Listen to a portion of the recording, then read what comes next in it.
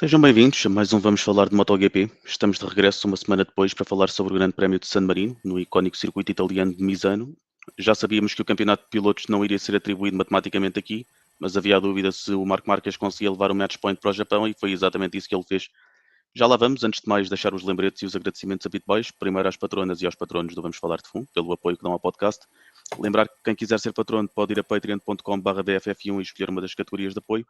Quem não puder ser patrono e quiser na mesma apoiar o podcast, pode seguir-nos nas redes sociais, partilhar o podcast com amigos e amigas e quem quiser pode também juntar-se aos vários grupos do WhatsApp da comunidade do Vamos Falar de Fundo, entre eles de Fórmula 1, de MotoGP e de duas rodas no geral, entre outros. Como eu disse, o Marc Marques vinha de um grande prémio perdido para o irmão em Barcelona, o que fazia com que as contas do campeonato de pilotos nunca pudessem ficar oficialmente encerradas em Misano. O piloto da Ducati até caiu na corrida sprint de sábado, mas regressou às vitórias no domingo e está cada vez mais perto de confirmar o título, algo que pode acontecer já na próxima ronda em Motegi, agora que o MotoGP vai sair da Europa e rumar ao continente asiático. As contas são simples, se o Alex Marques não somar pelo menos mais 3 pontos do que o irmão no Japão, o Marc Marques sagra-se campeão em Motegi. É precisamente por aqui que começamos. Dou as boas-vindas ao Miguel Diodato e ao André Santos, que se juntam a mim mais uma vez. E antes de olharmos para o Grande Prémio em si, eu queria começar precisamente por aqui, por olhar para o domínio do Marc Marques ao longo do ano em geral. Porque há domínios e domínios, mas poder sagrar-se campeão quando depois do Japão ainda faltam mais 5 rondas para disputar, eu diria que é um novo nível de domínio. O Marc Marques, penso que em 2019 foi campeão, sendo que lhe faltavam 4 rondas depois disso, mas 5 ainda não. E portanto, André, enquanto o Miguel não volta, O começa. Miguel, eu começas por mim, eu só quero dizer que o Miguel continua com a maldição da semana passada em que se diz Alex Marques e a internet dele vai à vida. Já te Ah, continua igual. Se começa a dizer o irmão mais novo, em vez de dizeres o nome Alex, diz só o irmão mais novo. As pessoas já sabem e o Miguel continua aqui. Mas o Marco Marques, parece que a queda, tu referiste a queda dele no sábado, parece que a queda no sábado deu-lhe mais força para domingo. E por muito que o Bezeki tentasse, e bem que tentou, defendeu com tudo o que podia, mas bastou um pequeno erro para aquela fome de ganhar e o tom intuitivo com que o Marc Marques corre o fizesse passar para a frente e a partir daí não havia volta a dar, por muito que o Bezeki depois tentasse acompanhar. Marc Marques tinha a corrida sob controle, não havia nada a fazer. E a partir do momento em que o Bezeki cometeu aquele erro, já se sabia que só outra queda é que tirava o match point do Japão. Uhum. É impossível apontar algo, mesmo com uma queda no sábado, é impossível falar negativamente de Mark. Sim. Nem conseguiu a primeira linha da grelha na qualificação, mas depois as más O arranque foi qualificações dele fantástico. não vão muito para lá do quarto lugar. O arranque É. é incrível, ele bate logo o Alex Marques digo agora Alex Marques, que o Miguel já não está cá. Bate o Alex Marques no arranque e depois é perseguir o Bezek até ele cometer aquele erro. Mas o Marc Marques, no geral do ano, focando-me mais aí, logo nos primeiros grandes prémios se percebeu ao que é que ele ia. Ficar atrás de pilotos e depois ultrapassar quando quer, porque tem de controlar a pressão dos pneus. Depois, quando vai para a frente, muitas das vezes, em Misano nem sequer foi assim, mas muitas das vezes consegue fugir e ditar o ritmo que quer e mais ninguém o apanha. E a minha, a minha perplexidade é que eu não esperava um nível de domínio tão grande, não só pela concorrência, mas não esperava que o Marques se adaptasse tão rápido e tão bem à Ducati, mas também é o caso de ser o melhor piloto da grelha na melhor moto da grelha e isso costuma dar bom resultado. Não é? Sim, sem dúvida. Tu falaste da adaptação, e embora não tenha sido uma transição direta, mas é quase poético se ganhar, se for campeão no Japão, Sim, em tendo em frente conta à Honda. exatamente o seu É historial quase, como piloto da Honda. é quase poético. Mas não, foi. Eu como provavelmente, como tu sabes, e como alguns dos nossos patronos e ouvintes ou visualizadores deste podcast sabem, eu não comecei a ver MotoGP há muito tempo. E comecei sendo ah, convidado a estar com a família Ducati durante um fim de semana e a partir daí, epá, acho que comecei da melhor forma. Comecei o MotoGP com uma apresentação direta ao melhor piloto da atualidade, com a melhor moto da atualidade, e é impossível não gostar daquela equipa neste momento. Parece que sou daqueles que gosta de quem ganha, mas foi o que me apresentaram ao início, sabes? Sim, É, é fantástico. Não, não há nada mal a apontar neste momento ao Marc Marques, e à Ducati a única coisa a apontar de mal este fim de semana é mesmo o nosso amigo Peco, mas já lá vamos a isso. sim. Hum, Miguel, falávamos sobre o domínio do Marc Marques este ano e da forma como ele já tem um match point para o Japão. E queria também ouvir-te sobre o ano em geral do Marc Marques, antes de irmos mais para a corrida mais especificamente. Eu falava sobre o início do ano dele, em que ele ultrapassava basicamente quando queria, porque estava a controlar a pressão dos pneus e quando estava na frente conseguia ir embora como queria. Em Misano não foi bem assim, mas queria ouvir sobre este domínio do Marco Marques, agora que ele está quase a sagrar-se campeão. Foi, em relação ao Marques, foi quase um ano perfeito. Uh, fica um bocadinho difícil para mim, não é? Falar sobre este ano. Foi um ano mesmo. Ou seja, muitas vezes as corridas já tinham um final, seja, previsto, não é? Nós sabíamos que o Marques a qualquer momento decidiria a corrida. Em Misano, obviamente, que eu esperei que o Bezecchi fizesse no domingo aquilo que fez no sábado, que era vencer. Mas ainda assim foi uma temporada que terminará ou seja, o campeão acabará por se decidir no Japão. Acho que isso é difícil de não acontecer e portanto também é um bocadinho poético ser no Japão que poderá acontecer a vitória do campeonato 9 do Marques e portanto é uma época quase perfeita. E daqui para a frente, com este domínio, a Ducati já é a melhor construtora do MotoGP já há alguns anos. Antes disso era o Quartararo com a Yamaha, mas praticamente só o Quartararo naquela equipa é que conseguia puxar ao nível de lutar pelo título. A partir daí a Ducati tomou conta dos acontecimentos no MotoGP. Para 2026 prevêem um domínio igual ou prevêem que algum construtor se possa chegar à frente e dar mais luta? Pá, poderá haver mais luta. Acho que o domínio vai ser igual ao domínio do fim desta época, porque eu não estou a ver nenhuma das equipas a apostar muito no desenvolvimento da moto de 2026, Uhum. quando se tem que focar na mudança de regulamentos para 2027. Por isso, acho que a nível de grelha e de domínio e de vantagens e desvantagens dentro de cada corrida, como acabar este ano é mais ou menos como vai acontecer em 2026. Porque aí está, não vale a pena estar a gastar dinheiro numa moto que vai ser usada um ano e que a partir daí não vai ser desenvolvida para a frente, porque muda tudo completamente. Também tens a mesma opinião, Miguel? Sim, também tem. Mas também tem a opinião de que enquanto houver alguém como o Gigi da linha por trás de tudo isto, Certo. haverá uma marca que estará um pouco à frente de todas as outras. Claro que 2027 será diferente, mas acredito na mesma que, tendo este cérebro, as Uhum. coisas poderão ser mais fáceis.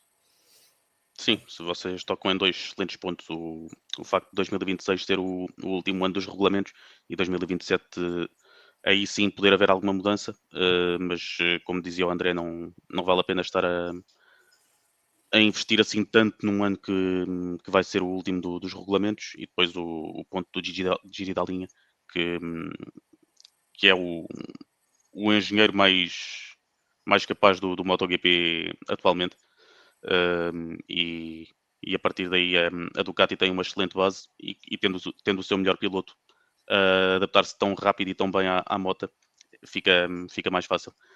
Podemos então avançar para a análise do Grande Prémio em si, e já que estamos a falar da Ducati, vou a ti, André, porque a Ducati em geral é o teu ponto positivo, e tirando um piloto que vais destacar negativamente daqui a bocado, todos fizeram resultados dentro do top 6. Sim, estão todos no top 6. Tens 5 Ducatis no top 10. E eu na última semana, a semana passada, estava a reclamar, estava a apontar isso mesmo, que foi um grande prémio estranho, porque tínhamos poucas Ducatis no topo. Voltas a ter 2 Ducatis no pódio, com a Ducati Lenovo e com a moto do irmão mais novo do Marc Marquez. Não resulta. Não resulta. Mas como eu estava a dizer, do Alex Marquez com a Gresini também no pódio. Depois tens a VR46 com o Morbidelli e o Gian Antonio também logo ali. E o Aldeguer, que acaba por ser, eu vou-lhe chamar a pior Ducati, porque eu acho que o Pecco deve ter trazido uma onda da garagem, vestiu-a de vermelho e anda ali com ela. Mas sim, é a Ducati como estava há 2 ou 3 grandes prémios atrás. Todos os pilotos fizeram o trabalho deles, tirando o Aldeguer ficar com a Gresini atrás das VR46, ficaram na ordem que se esperava, com o Marc Marquez a ganhar. Depois tens o Alex Marquez e vêm depois os outros, os restantes com moto Ducati. Por isso, é para um fim de semana depois de serem campeões de construtores. E salvo erro, acho que não sei se é já no Japão ou não, mas também deve estar para breve a Ducati Lenovo ter o título de equipa. Por isso, não há nada. A Ducati está a viver o sonho. Este ano estão a viver o sonho. Não me parece, mesmo, e o recorde do Marc Marquez, que a pontuar tanto em tão pouco tempo, não me parece que mesmo com este domínio e com a visão aerodinâmica dos engenheiros da Ducati, não me parece que voltem a ter um ano que seja um sonho como este. Sim, e olhando para o campeonato de pilotos em si, temos todos os pilotos da Ducati no top 8. O Fermin Aldeguer é o que tem menos pontos, tem 141. Para um rookie já é uma marca bastante assinalável. E fora da Ducati, nesse top 8, entram apenas o Bezzecchi e o Acosta. Miguel, sobre a Ducati em si, o que é que destacas deste time? Sobre a Ducati é a continuação, não é? Se bem que este ano a Ducati Lenovo temos que assinalar que estará mais feliz porque já não está a ser vencida tantas vezes por uma satélite. Portanto, certo. eu acho que agora sim, este ano está tudo como a Ducati pretende. Ou seja, a equipa oficial, obviamente com o Marques em especial destaque, a ser dona e senhora de todas as corridas, e todas as outras a andarem num ritmo de uma Ducati, não é? No ritmo que se pede a uma moto tão competitiva e vencedora como é a Ducati neste momento.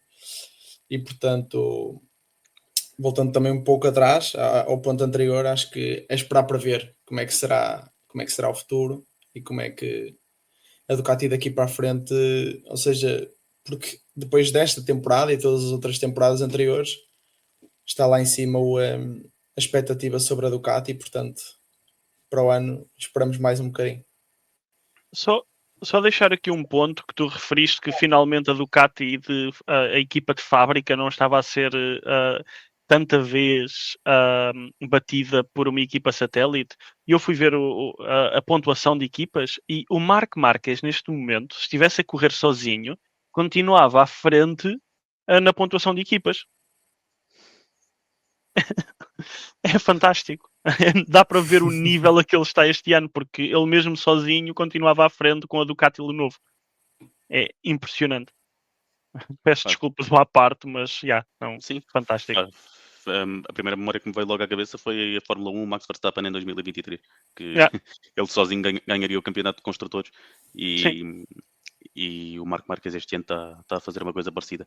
Eu sobre a Ducati queria realçar sobretudo o mérito do Marc Marquez em si, porque como sabemos a segunda melhor moto na corrida não foi uma Ducati e essa moto, já lá vamos ao Bezzecchi, estava mais estava demasiado rápida para as outras Ducatis e mesmo assim o Marco conseguiu não tendo um fim de semana perfeito, e já falamos da queda na sprint, qualificou-se só em quarto, mas depois o arranque dele é decisivo para conseguir ir atacar rapidamente o Bezek e depois força o erro e depois a partir do momento em que está na frente não faz o que o Bezek faz, que é cometer um erro que devolve a liderança ao Bezek e, e na base disso consegue vencer o grande prémio. O Alex Marquez eu acho que não podia fazer muito mais do que fez. Talvez nos dois arranques pudesse ter arriscado um pouco mais, mas pareceu-me que o Bezek era mais rápido do que ele neste grande prémio e ficou à frente. Destacar também o Franco Morbidelli, porque ele disse que estava que tinha levado uma espécie de cartão laranja por parte dos stewards por causa dos acidentes que vinha provocando e é preciso fazer-lhe justiça. Ele desta vez teve um fim de semana limpinho, sem incidentes com outros pilotos e sendo limpinho também foi rápido e conseguiu 2 bons resultados em corridas. E depois o Di Giannantonio e o Aldeguer. O Di Giannantonio é muito na onda do que fez o Morbidelli, estiveram muito juntos ao longo do fim de semana. E o Aldeguer também conseguiu um fim de semana que também limpinho, que era uma coisa que ele precisava, porque já tinha tido alguns fins de semana com quedas e com acidentes, mas um sexto lugar acaba por ser sólido para ele. Não sei se tem mais alguma coisa a dizer sobre a Ducati e sobre os pilotos em particular. Queres que eu bata já no PEC ou ficar para mais tarde? Não, já vamos aos negativos. Agora vamos então, primeiro nada os mais. pontos positivos. Está dito.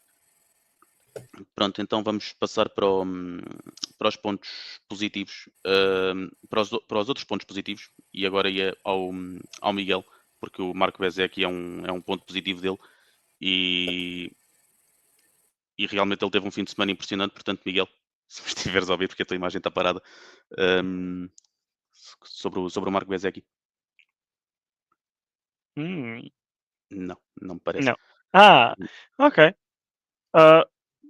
Eu posso dizer algo sobre o Marco Bezek, se quiseres. Destaca tu algo sobre o Marco Bezek, quando o Miguel voltar já não, o Bezek, como eu estava-te a dizer em off, fez um corridaço. Não fosse aquele erro, não é? Pronto, teve um erro, não pode ter um erro. O Marco Marques aproveitou o erro, tudo muito bem, mas desde o início o Bezek tentou controlar ao máximo o Marco Marques, defendeu muito bem sempre que podia defender. E como também já disseste, o Marco Marques acabou por não fugir como tem vindo a fugir. O Bezek conseguiu manter-se colado e acabou o quê? Meio segundo dele. Por isso fez uma excelente corrida e deixou o Alex Marques, que geralmente está a dividir os lugares mais altos do pódio com o irmão, deixou a 7.2 segundos. Por isso é uma corrida fantástica do Bezek com a Aprilia. Mas se calhar o Miguel tem algo mais construtivo a dizer. Sim, Miguel, estamos a falar sobre o Marco Bezek, que era o teu ponto positivo, e portanto agora vou-te deixar desenvolver.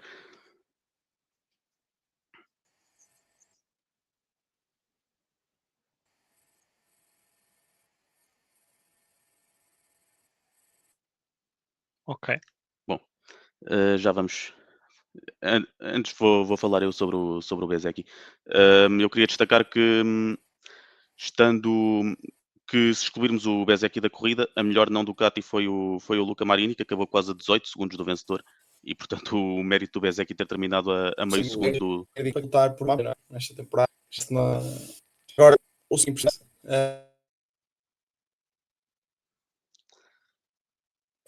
Estamos aqui com algumas Estão a ouvir? dificuldades de ligação. Agora sim, agora ok. sim, agora fala. Tem. É? Pronto. Sobretudo o sábado foi muito bom. Tem vindo a melhorar o Bezek nesta temporada. Mostrou ao seu companheiro de equipa que é possível lutar por vitórias com a Aprilia, já mais que uma vez esta temporada. Não fosse aquele erro na corrida de domingo, eu acho que poderíamos ter aqui uma vitória, um fim de semana 100% Marco Bezzecchi, mas acho que no cômputo geral foi um fim de semana muito positivo para o Bezzecchi e obviamente que dá a qualquer um de nós uma perspectiva e uma expectativa daquilo que será a próxima temporada. Sim, eu estava a destacar o facto do Marco Bezzecchi ter terminado a meio segundo do vencedor, quando a segunda melhor moto não Ducati ter terminado quase a 18 segundos do vencedor, neste caso foi o Luca Marini. E o Bezzecchi não tendo sido o vencedor de domingo, foi o piloto mais consistente do fim de semana. Pole position, vitória na sprint, que acontece porque o Marco cai, mas estava lá para aproveitar, e já no sprint tinha sido mais rápido do que todos os outros que não se chamavam Marco Marques. E no domingo cometeu o erro que cometeu, também porque estava a ser pressionado, mas terminou a meio segundo e só ele é que podia acompanhar o ritmo do Marco Marques. O Marco Bezzecchi, no início do ano dele desiludiu-me um pouco, porque eu esperava um pouco mais, mas agora que ele chegou a este ponto, eu também tenho que dizer que eu não esperava tanto, porque eu já sabia que ele era rápido. No seu primeiro ano de VR46 ele faz uma grande época, depois a moto muda e e no ano seguinte já não se conseguiu entender com a moto ao longo de todo o ano, mas a Aprilia, a equipa de fábrica da Aprilia tem dois pilotos altamente talentosos, como são o Bezzecchi e o Jorge Martin. O Martin teve os problemas que teve no início do ano, mas eu não esperava que o Bezzecchi conseguisse tão bons resultados de forma tão consistente ao longo deste ano. E em termos de campeonato de pilotos, ele está em quarto lugar, já não está nada longe do Pecco Bagnaia. Estou só aqui a 8 consultar pontos. a tabela. Está a São 8 8 pontos pontos. do Pecco Ele Bagnaia. tem 229, o Pecco tem 237. Certo. E nos últimos três grandes prémios ele fez um segundo e um terceiro. E o Pecco fez um sétimo, um nono e um oitavo. Certo. Eu diria que vai acabar por acontecer. Que Sim.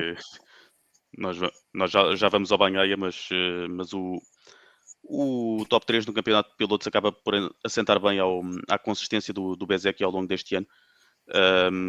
E também estou curioso para ver se ele no próximo ano consegue ser o piloto que mais luta dá ao Marco Marques no campeonato. Não sei se vai ser realmente uma luta até ao fim pelo título de pilotos, mas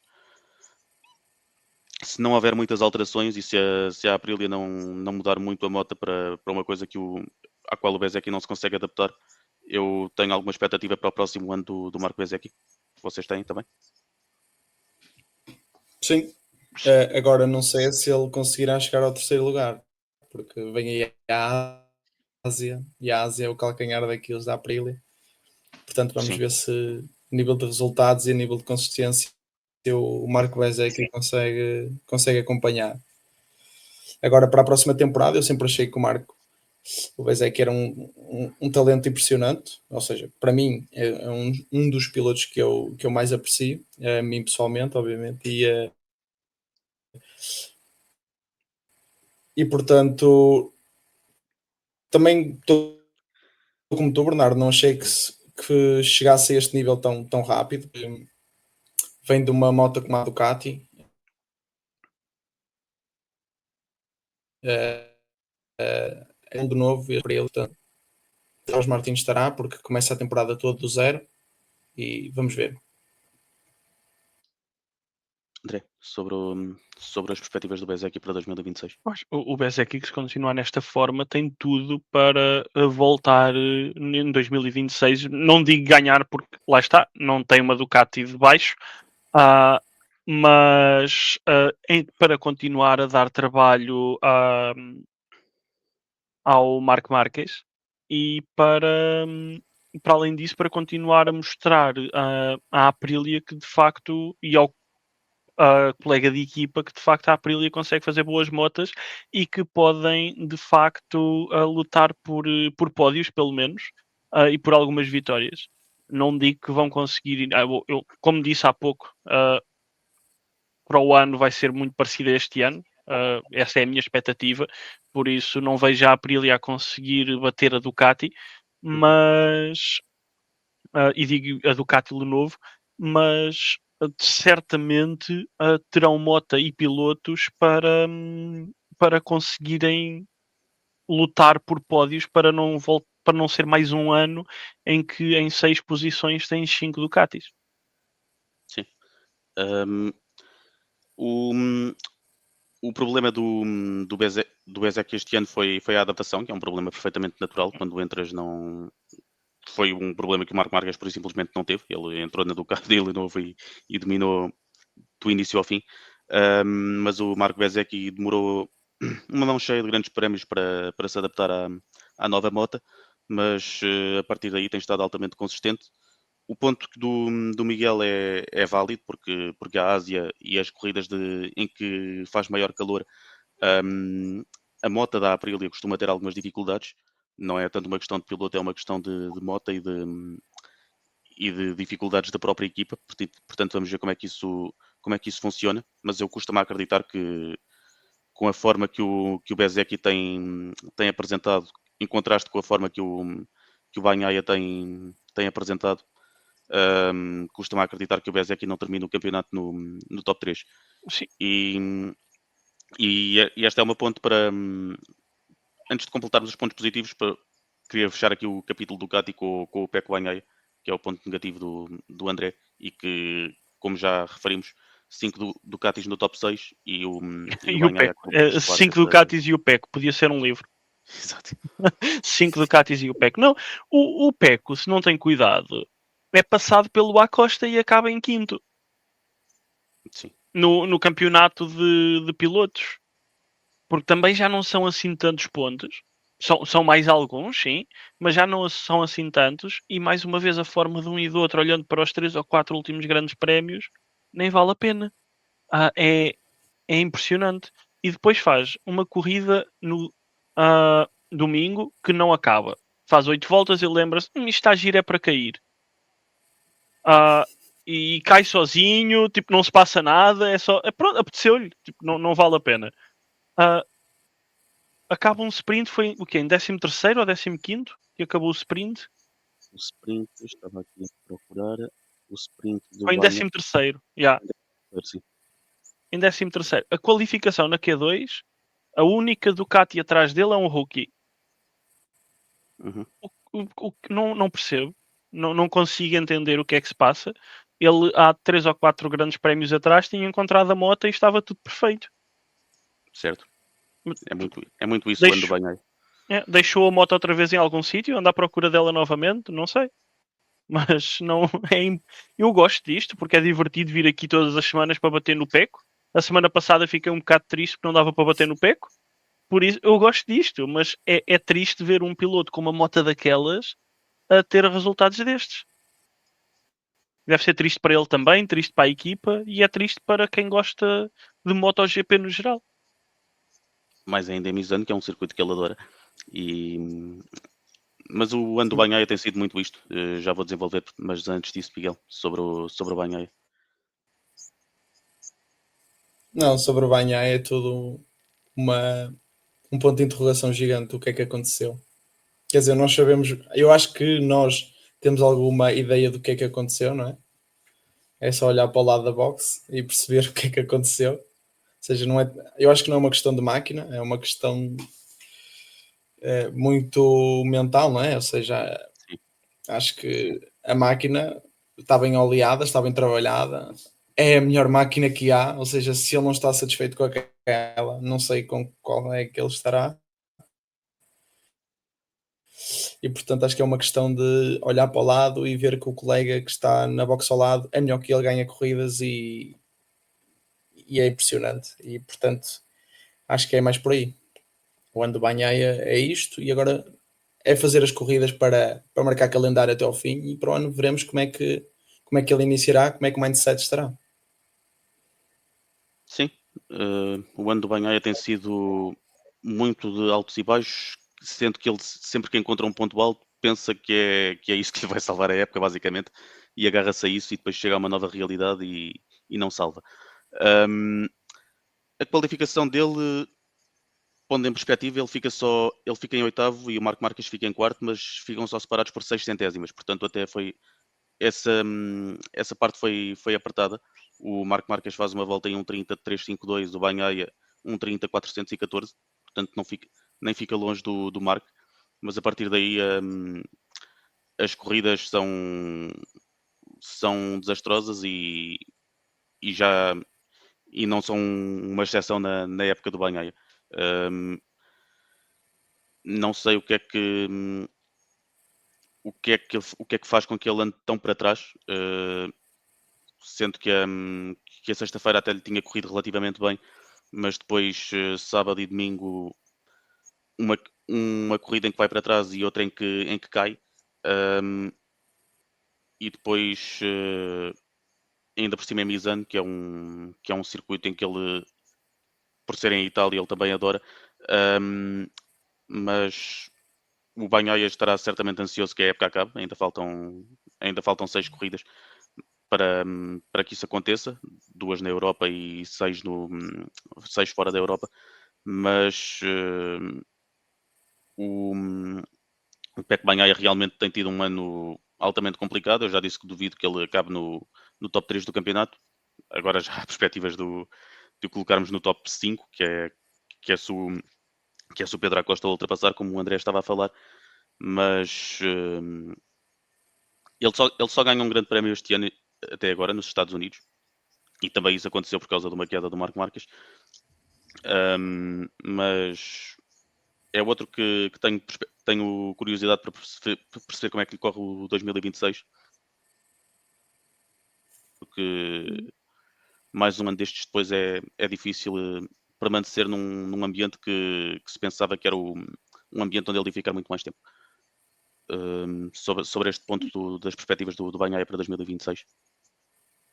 Sim, ou seja, no início do ano nós apontámos a Ducati e era a Dream Team, não é? Ou seja, tinha o Marc Marques e o Pecco Bagnaia e toda a gente, nós inclusive, acreditávamos que seria uma luta a dois e que haveria sangue, suor e lágrimas, não é? Ou seja, aquele drama, e afinal não, foi só um a lutar sozinho e o outro a fazer, nós sempre com a expectativa, será que é no próximo, será que é no próximo, será que é no próximo, e daqui a bocado estamos a chegar ao fim e ainda perspectivamos o que é que poderá acontecer ao PEC no próximo grande prémio.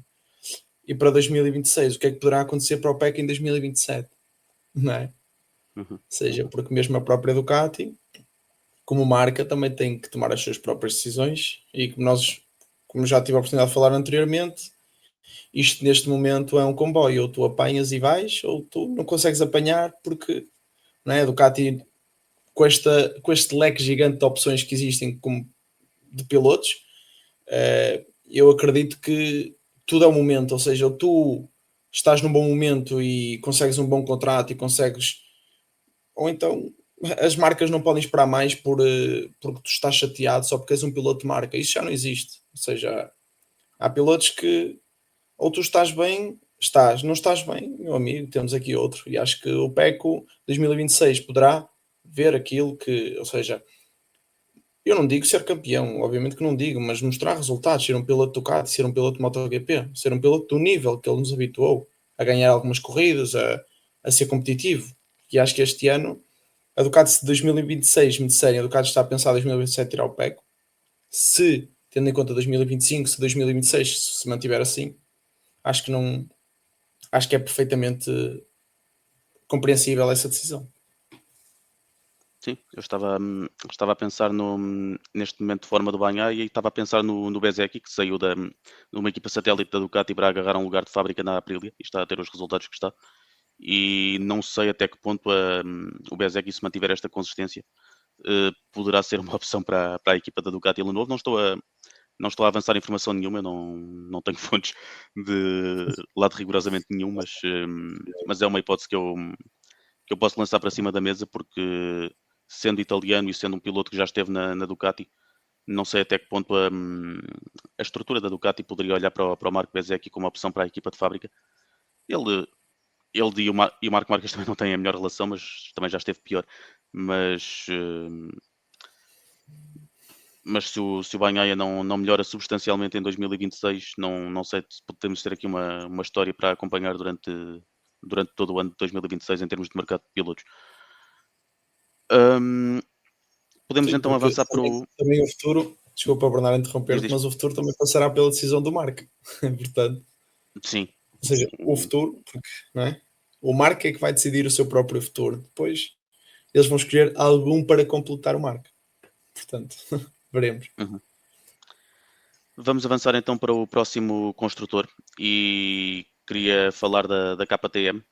E antes de irmos para o desastre que foi a KTM este fim de semana, queria começar pelo ponto mais positivo, que é um destaque meu, que é o Pedro Acosta, que foi realmente o único que conseguiu puxar pela KTM este fim de semana. Ele nem sequer se qualificou muito bem, chegou aqui a 2, mas foi apenas de nono. Mas foi basicamente o único piloto da KTM que conseguiu fazer alguma coisa competitiva este fim de semana, apesar da sensação da moto não estar fantástica, sobretudo na sexta-feira e no sábado. Mas no domingo ele estava realmente rápido. Eu até pensei que ele até podia ser ameaça para o terceiro lugar do Alex Marquez e acabou por não ser, porque agora entramos na parte negativa da KTM, porque a corrente estava sempre a sair. E qual de vocês é que tinha a KTM como destaque negativo? Acho que era o Miguel que Era o queria Miguel, falar da é o Miguel, corrente da KTM, não era? Miguel. Sim, posso. Não, mas é depois de uma semana tão positiva, ou seja, o último Grande Prémio tinha sido tão positivo para a KTM, que até tínhamos aqui destacado como um dos pontos positivos a KTM, um fim de semana, na minha opinião, negativo, ou seja, também a Ducati prima por isso, ou seja, a Ducati é tão boa porque é muito consistente e as outras equipas não conseguem acompanhar essa consistência. Tem fim de semanas incríveis, como no fim de semana a seguir é tudo mau, não é? Ou seja, e este ano o Pedro Acosta obviamente é um piloto fora da caixa, é um piloto que tem conseguido resultados extraordinários, mas ainda assim não tem sido entregue uma máquina que seja fiável, muitas vezes, não é? E este fim de semana, mais uma vez, não sei, foi no sábado, foi no domingo, e portanto acho que já se falou de tudo a KTM, os problemas financeiros, agora os problemas mecânicos, e mais para a frente veremos qual é o novo problema que surgirá na KTM e de que forma é que ele será resolvido. André, sobre a KTM em si. Sobre a KTM, pá, a semana passada estávamos aqui todos contentes a dizer que há umas semanas atrás, quando me juntei pela primeira vez ao podcast, estávamos a dizer que a KTM ia de mal a pior, problemas financeiros, as motas não estavam competitivas. Depois estivemos aqui a semana passada a dizer que não, a KTM agora sim, fantástico, é bom ver a KTM no topo, fantástico. Agora este fim de semana estamos aqui a dizer que a KTM, as motas estão uma porcaria. E isso só prova o ponto do Miguel, que não há consistência.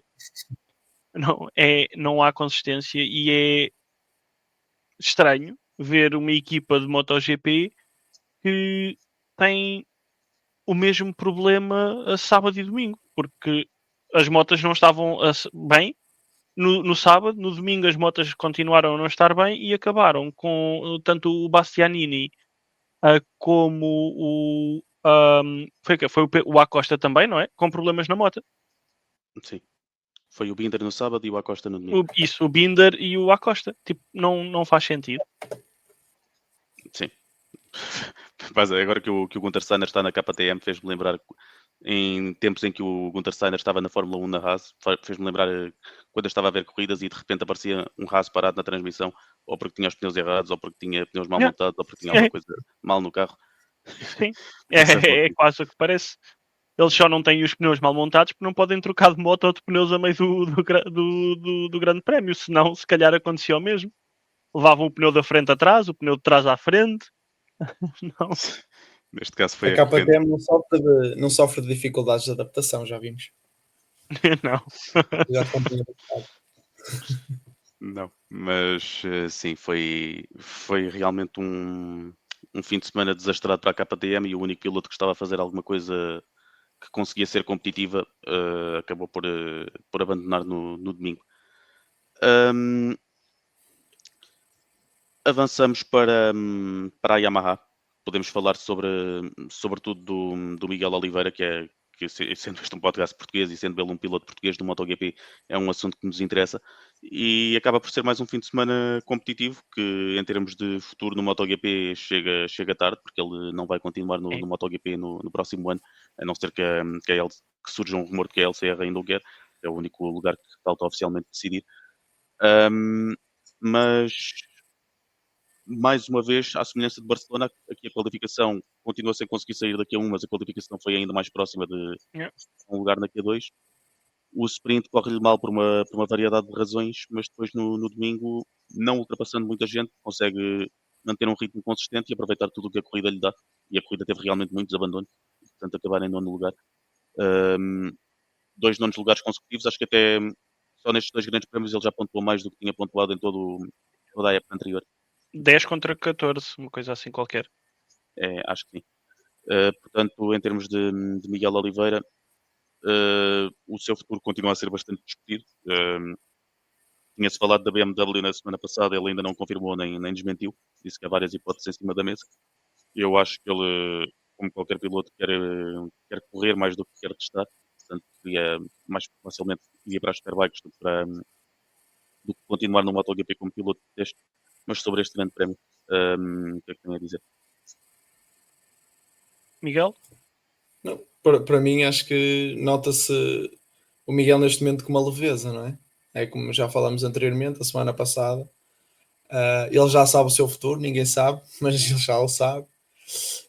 E nota-se neste momento um piloto, obviamente que no domingo aproveitou muito daquilo que foi as circunstâncias, os abandonos que houve, mas ainda assim foram duas semanas em que conseguimos ver o Miguel na transmissão, conseguimos ver o Miguel, digamos, em posições aceitáveis para aquilo que tinha sido até então, e portanto acho que também penso como tu, Bernardo, e já o penso há bastante tempo. Eu preferia também neste momento competir do que testar, e portanto vamos ver o que é que ele decidirá. Obviamente que ele também pode pensar que ele testar lhe poderá depois abrir portas a um regresso, não sei como é que ele pode pensar. Também pode pensar que ir para as Superbikes pode ser um passo atrás e se calhar fica por lá. Portanto, não sei quais são as suas ambições. Eu acho que ele neste momento deveria desfrutar daquilo que é a competição, acima de qualquer coisa. E portanto, acho que as Superbikes era uma boa opção. Acho que era a melhor opção, porque ao fim e ao cabo é competir. Mas também se ele optar por ir testar com vista a possivelmente no futuro, não é? Poder entrar numa equipa, não sei, mas vamos ver. O Miguel, neste momento, tendo 30 anos, quer dizer, muitos pilotos da grelha têm 30 anos e se calhar alguns podem sair do MotoGP e depois voltar no futuro, mas com esta idade não sei se ficando um ano de fora como piloto de testes, depois acaba por voltar ou não. Eu pessoalmente acho que Superbikes não lhe ficaria mal, se lhe derem um projeto ambicioso, como podia ser o da BMW do lugar do Toprak. Eu acho que ele poderia aceitar, tendo em conta que no MotoGP não há vagas. Mas André, sobre o fim de semana do Miguel e também sobre o futuro dele. Sobre o fim de semana, não foi a Q2, mas fez uma Q1 em que acaba em terceiro lugar e não muito longe de conseguir ter, como tu disseste, conseguir estar na Q2, por isso uma qualificação fantástica. O sábado não foi tão bom como se esperava, acho que acabou o quê? Em 16º, Sim. uma coisa assim. As primeiras voltas correm mal e depois ele tem ali um toque com o Ayogura que lhe danifica uma das asas e a partir daí não conseguiu fazer mais nada. Mas depois na corrida, com quedas ou sem quedas, da mesma forma que o Bezeki estava no sábado lá para aproveitar porque o Marques caiu e ganhou, da mesma forma que o Marques estava lá para aproveitar porque o Bezeki teve um erro no domingo, passou para a frente e ganhou, com quedas ou sem quedas à frente, teve uma corrida consistente, estava rápido, houve uma altura em que estava a ser, acho que era o Binder que estava a aproximar-se e ele estava a perder lugar ao tempo para o Quartararo, mas depois voltou a encontrar o ritmo, deixou o Binder para trás e acabou não muito longe do Quartararo, como a segunda melhor Yamaha, e lá está, não assim tão longe, deixa só aqui confirmar, foi menos de meio segundo da melhor Yamaha na grelha. Ah, foi um fim de semana bastante consistente, que se tivesse sido este nível de fim de semana na primeira metade do campeonato, provavelmente não estávamos a ter a conversa do futuro do Miguel Oliveira. Sim, é muito isso. Ele tem a lesão, um toque com o Fermín Daguerre no segundo grande prémio do ano, provoca-lhe uma lesão que o obriga a falhar 3 ou 4 grandes prémios e a partir daí tem sempre o voltar à melhor forma física É. e o adaptar-se, mas depois mesmo quando voltou não teve grandes prémios bem conseguidos por culpa própria e por falta de adaptação à moto, mas agora está na sua melhor forma. Ainda tem de dar o passo de conseguir entrar na Q2, que é uma coisa que ainda não conseguiu fazer este ano, mas está a dar passos nesse sentido porque está mais perto. É. E podemos agora fazer a ponte para o Quartararo, porque o facto do Miguel Oliveira acabar tão perto do Quartararo, sendo que o Miguel saiu de 13º e o Quartararo saiu de terceiro, também é sinal de que o Miguel foi mais inteligente na gestão da corrida. O Quartararo também tinha gente mais rápida à sua volta e, portanto, também se calhar tinha de puxar mais. Mas sobre o Fábio Quartararo, eu realço mais uma excelente qualificação, terceiro lugar. Um, mas depois as corridas é uma queda no sprint e um oitavo lugar, que acaba por ser assim, não ser assim tão mal no domingo, mas, mas a gestão de pneus parece não ter sido tão bem conseguida. Sobre o Fábio, querem acrescentar alguma coisa?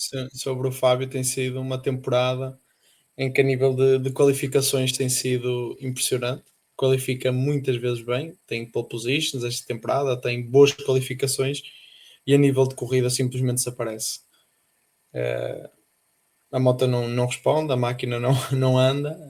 Chegamos a uma altura da corrida que estamos ali a tentar acompanhar onde é que vai o Fábio Quartararo, porque já perdeu tantas posições. E chegou uma altura na corrida de domingo que nós víamos foi ultrapassado Fábio Quartararo, foi ultrapassado Fábio Quartararo, foi ultrapassado Fábio Quartararo.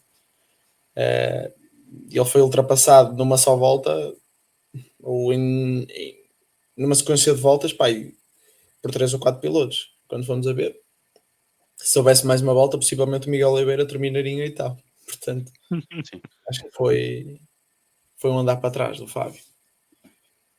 André. Eu acho que o Fábio está para os pilotos como a KTM neste momento está para os construtores.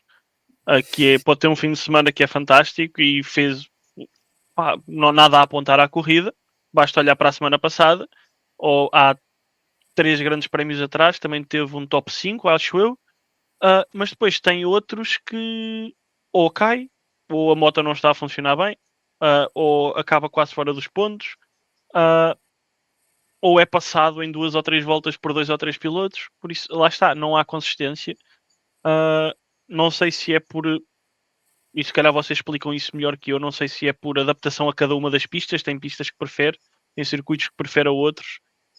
E isso acaba por se ver também nos resultados. Se é só também algo. Os pilotos precisam estar num estado perfeito, não só a nível físico como mental, para conseguirem bons resultados. E se calhar, não se adaptando bem à moto, não se adaptando bem aos resultados que tem tido, acaba por. É uma bola de neve e acaba por piorar e piorar. Eu não sei se é tanto uma questão de pistas, porque ele consegue qualificações sensacionais em quase todas, mas depois o facto de estar com uma moto que não é tão rápida como aquelas em que ele se qualifica, depois também o obriga a puxar muito pelos pneus. Ele depois no final da corrida de domingo dizia que também lhe faltava alguma força no braço para as últimas voltas e também por aí o Miguel Oliveira se conseguiu aproximar mais. Mas o Quartararo em termos de campeonato de pilotos está em nono lugar, não está assim tão Yeah. longe do Fermín Daguerre, portanto mérito por isso, mas se conseguisse traduzir os resultados em qualificação em melhores resultados em corrida, acho que podia estar à frente de pelo menos uma Ducati, e isso não acontece. Para fechar o capítulo Yamaha, é preciso realçar que o Augusto Fernandes foi wildcard este fim de semana, mas eu queria também destacar os meus 2 pontos negativos, que são o Jack Miller e o Alex Rins. O Rins já está assim há bastante tempo. Acaba por ter mais um grande prémio em que não se repara muito nele, mas também não consegue sair de lá de trás. E em termos de, hum, em termos de futuro no MotoGP, mais uma vez, o nome dele parece nunca ter sido equacionado para entrar o Toprak, mas é outro piloto que precisa de subir o nível para 2026, mas este grande prémio voltou a ser mal conseguido. Em termos de Jack Miller, a grande falha dele foi cair no treino antes da qualificação. E depois É, faz a qualificação com uma moto que não tinha o setting correto, porque não era essa a moto que estava planeado a utilizar. E depois, a partir daí, condiciona-lhe tudo o resto. Até faz recuperações mais ou menos, mas em termos de resultados, o Jack Miller acaba as corridas em 14º e em 12º. é. Tendo em conta que houve muitas quedas, isso também ajuda, mas tanto Mas é preciso lá o estar. Rins como o Miller, sim, O Rigi não se percebe. Eu não consigo perceber o porquê de nunca ter sido equacionado. Ok, que há nuances de contratos que nós não percebemos, não sabemos, mas o porquê de nunca ter sido equacionado e terem só posto os nomes do Miguel Oliveira e do Miller como possíveis saídas. Quando tens o Rins ah, a fazer na equipa oficial a fazer os resultados que tem feito. uhum, Não consigo perceber, mas eles lá sabem. É isto. sim, hum, Sobre diz. o Miller, sorry, sobre o Miller, parece que é o efeito contrário ao do Miguel Oliveira, que é assim que se soube que, enquanto teve pressão, porque tinha que apresentar resultados, esteve a um nível esperado, deixa-se de ter essa pressão, não precisa de apresentar resultados e parece que se esqueceu.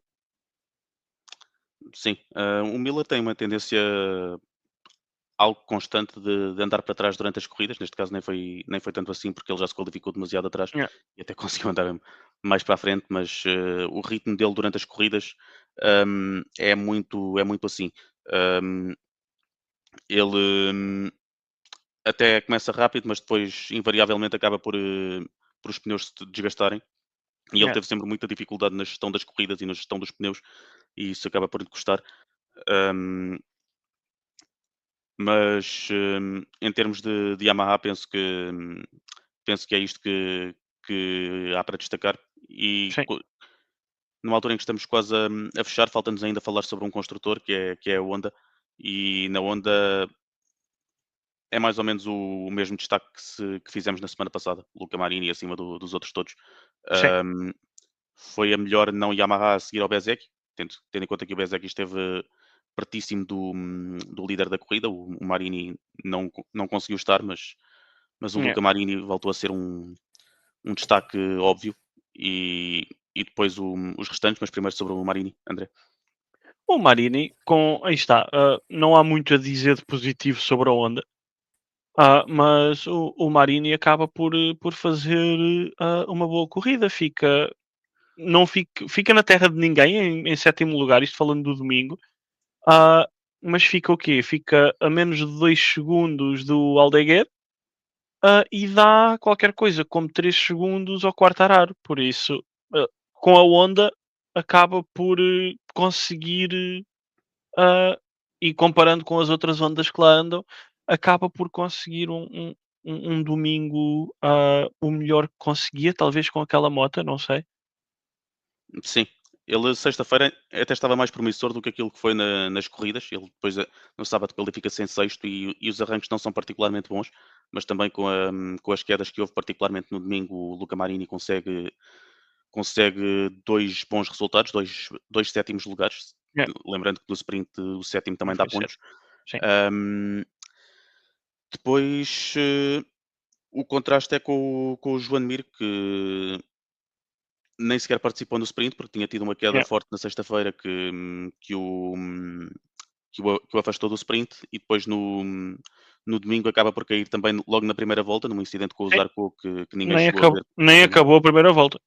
Não, num incidente que ninguém chegou a ver porque não houve imagens. Também já é um clássico do MotoGP que, apesar de ter havido quase 7 quedas, acho que não mostraram nenhuma. Ou mostraram Não só a do mostraram Banhaia, muitas, não. Foi. mostraram a do Banhaia e pouco mais. Ahm, e, e sim, em relação à Honda é dizer que o Luca Marini esteve acima dos restantes.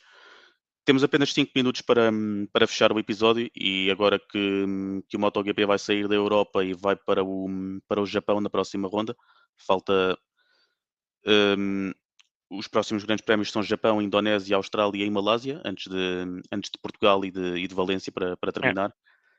Hum, a grande expectativa para o Japão, André, é ver se o Marco Marques consegue Sim, realmente é, fechar o título. sim, é ver se o Marco Marques consegue fechar o título, que tudo indica que sim. Ah, por muita luta que o Alex Marques tente dar ao irmão, não me parece com ir para um grande prémio com a visão no campeonato e ganhar o campeonato tão cedo, não me parece que nada vá parar o Marco Marques. Também pode ser o contrário, que vai com muita fome, acaba por ficar muito agressivo e tem um erro, como teve no sábado esta semana, mas não me parece, não há grande volta a dar, até porque toda a gente naquela grelha sabe que se não for no Japão é a seguir, e se não for a seguir é depois, e vai acabar por acontecer. Não há grande volta a dar. Ah, mas a grande expectativa para mim para o Japão era ver, não é expectativa, talvez um desejo, ver a Honda um bocadinho melhor. Sim, com mais pilotos do que em vez de ser apenas o Marini. Sim, Só para fecharmos, porque estamos mesmo a fechar, dizer que apenas que houve testes em Misano e o principal destaque que eu recolhi foi o feedback que não foi tão positivo do Fábio Quartararo sobre a V4, que foi testada pelo Augusto Fernandes ao longo do fim de semana e foi testada por mais pilotos da Yamaha na segunda-feira, nos testes.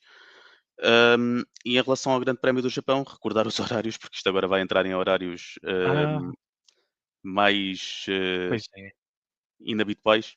A estava-me a corrida esquecer disso. sprint do sábado é às 7 da manhã, a corrida no domingo é às 6 e portanto quem aguentar aguenta, quem não aguentar vem em diferido. Eu depois logo vejo o que é que faço, mas nós cá estaremos daqui a daqui a quantas semanas é que é o Grande Prémio do Japão? Deixa-me só ver É aqui. daqui a 9 dias, por isso não é este fim de semana, é para o outro. É daqui a 2 semanas. Nós cá Yeah. estaremos daqui a 2 semanas para fazer o rescaldo ao Grande Prémio do Japão. Até lá.